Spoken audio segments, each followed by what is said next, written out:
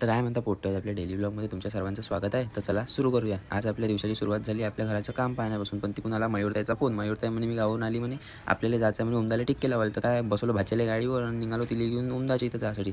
ते म्हणे रघुवीरमध्ये थांबू म्हणे, आपल्याला मिठाई घ्यायची आहे म्हणे. मग रघुवीरमध्ये थांबलो. पण आपण इथं थांबल्यावर आपल्याला नवीनच गोष्ट माहीत पडली की आपण इथंच उभं राहून 30 रुपयाची मिठाई खाऊ शकतो म्हणून. मग आपण सस्ते कामं सोडून महाग कामं केले, 30 रुपयाची मिठाई खाल्ली आणि येऊन पोचलो उमदाची. इथं हा गाडी, याचं नाव आहे रॉकी. हा आपल्या स्वागतासाठी उभाच होता आणि यांचे 2 मालकही उभे होते. हा श्रवण, तो ओमदा. मग काय मयूर त्यांना टिक्के गिक्के लावले त्या दोघांले. मग त्यांना पाया घ्यायला लागल्या आणि आपल्याला जायचं होतं शेगावले, म्हणून आपण निघालो तिथून लवकर. मग येऊन पोचतो चेतनदादासोबत आपण स्टेशनवर.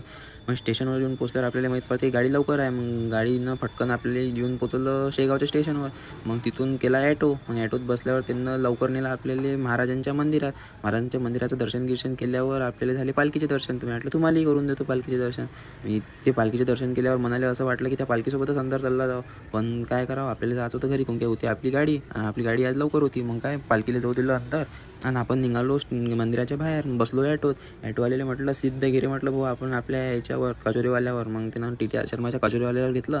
मग आपण पेटपूजन करायसाठी आपली कचोरी खाल्ली. मग तिथून निघालो आपण स्टेशनवर जायसाठी. येऊन पोचलो आपण स्टेशनवर. मग काय तिथेही माहीत पडलं की गाडी आपली आजही लवकर आहे. मग काय तिथून फटकन त्यानं येऊन पोचवलं आपल्याला अमरावतीच्या स्टेशनवर. तर चला भेटूया पुढच्या ब्लॉगमध्ये. धन्यवाद.